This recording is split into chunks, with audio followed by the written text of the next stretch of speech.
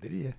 E você acha, na hora que o pai for escolher uma escola de natação, Renato, você acha que é melhor escolher uma linha dessas ou não? Vou num lugar que a criança desde cedo aprenda a nadar? Qual é a sua opinião? Eu, como pai, qual é o meu critério para escolher o lugar para pôr meu filho para começar a nadar? O que você acha? Primeiro eu preciso saber o que eu quero. Então o pai tem que ter. Então se a gente fala numa escola tradicional, convencional, vou na escola pedagógica ali. Como eu vou escolher uma escola para o meu filho? Eu quero saber o método, que linha. Eu vou querer que ele passe no vestibular? Eu quero uma linha que ele faça coisas manuais. Então, primeiro, o pai tem que saber o quê? Eu quero que ele seja atleta, eu quero que tenha qualidade de vida, eu quero que ele tenha sobrevivência. Então, primeiro, como pai, eu preciso saber o que eu quero. E depois procurar. Então, por que os pais não fazem o mesmo critério para procurar uma escola de natação quando faz também para uma escola? Então, vai lá, visita a escola. Qual que é o método? Como que é o professor? Assiste uma aula, vai lá, pergunta pro professor, faz uma aula teste. Então, tenta descobrir. Que nem tem um estudo que foi feito na Unixul, com 532 pais, perguntando por que o pai colocava o filho na natação. O que vocês acham que é o primeiro motivo que eu coloco meu filho na natação?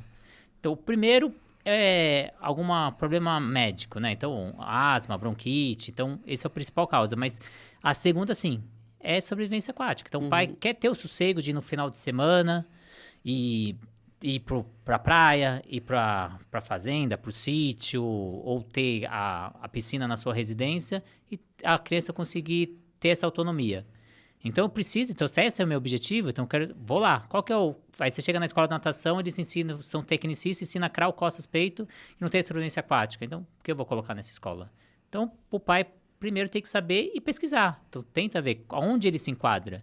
Então, se ele quer o lado, não, eu quero o lado motivacional, quero a sobrevivência aquática, quero que meu filho goste da natação, quero que ele sociabilize, eu quero que ele tenha aprendizado não só motor, porque a gente também, às vezes é só o aprendizado motor, não, tem o cognitivo, tem o social, tem a parte emocional da criança. Então, que trabalho que eu quero? Eu quero um aspecto só o motor? Não, eu quero que trabalhe várias dimensões. Então, eu tendo bem claro, é a escola que eu vou procurar. Existem várias metodologias por aí. E aí eu vejo onde o pai se enquadra. Então, lá seria, tipo, descobrir o que o pai quer e aí procurar uma escola que se encaixe dentro do que ele espera. Então, mas eu vejo muito que o pai chega, é a escola mais próxima, eu vou colocar aqui. Ele não tem essa pesquisa. Porque também o que acontece é que a vida é muito, fica muito maluca, né? Então, essa pessoa não tem tempo, né? Tipo assim, eu quero colocar minha filha na natação, ela tem 10 meses. Eu já queria ter... Na verdade, ela fez algumas aulas, mas eu tive um problema com o plano que eu ia fechar e não deu certo. E eu fui uma aula, né? Só uma vivência, ensina a criança a brincar, ela perdeu o medo da água. Mas dentro da minha rotina, se eu tivesse que me deslocar meia hora para um lugar, ficar na aula e voltar meia hora, já iria me atrapalhar, sabe? Então é por isso que às vezes os pais procuram o que é mais perto, né? Porque a rotina é um pouco maluca, né? Mas aí, se você trazer esse profissional para perto de você, uma aula particular, não sei se você mora em condomínio, tem piscina, ou faz convênio com uma academia perto e traz esse profissional para essa academia. Eu faço convênio, dou aula particular em algumas academias, porque eu não tenho meu lugar, espaço procura próprio. Em prédio também? Muito. Porque eu dou aula em muito lugar que tá lá, raia abandonada, poderia ter um professor lá. E agora todos os prédios desse formato novo tem, né? Pelo menos uma rainha, assim. Sim, então, até... que a gente pensou aqui de falar aqui sobre quando começar com a criança na natação, até você falou, quando eu vou começar? 10 meses, 5 meses? A criança nasceu, já tem que estar na piscina, né? Até mandei uns vídeos, se a gente puder passar, mostrando a natação logo nos primeiros dias já, com 10 dias, 20 dias, a criança dentro da piscina. E aí o objetivo, né, a gente...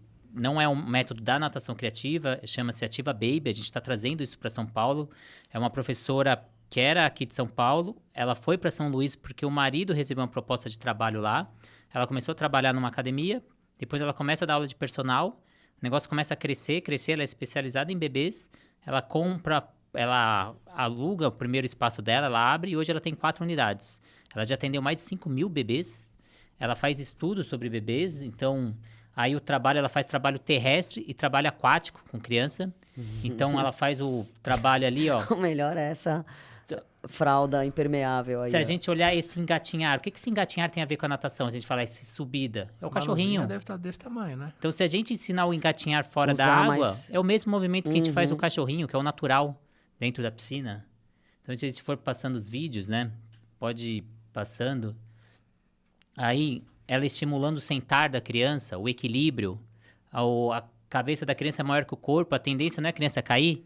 Então, se ela está perto de uma piscina, ela não vai cair para dentro da piscina. Então, ensinar o equilíbrio da criança, o sentar, a força no abdômen. Ó, faz a com a Manu, força- Conrado. Ó, ela faz- Diretamente você já faz, né? Já Isso. pega ela pelas pernas e já segura pelas E pernas. fazer esse estímulo fora da água e depois levar esse estímulo para dentro. Então, eu não tô ensinando a nadar, eu tô ensinando os marcos motores dessa criança, né? Então, estimulando o que ela tem que estimular com cada faixa etária, né? E aquele mito que pode dar otite e tal? E é o maior mito. Então, a gente É tem muitos mito mesmo? mitos. Eu tenho gravação de um podcast. Falam... Ah, desculpa, fala, que eu também tenho outras perguntas que os pais me fazem. Eu tenho uma gravação de podcast com uma otorrino.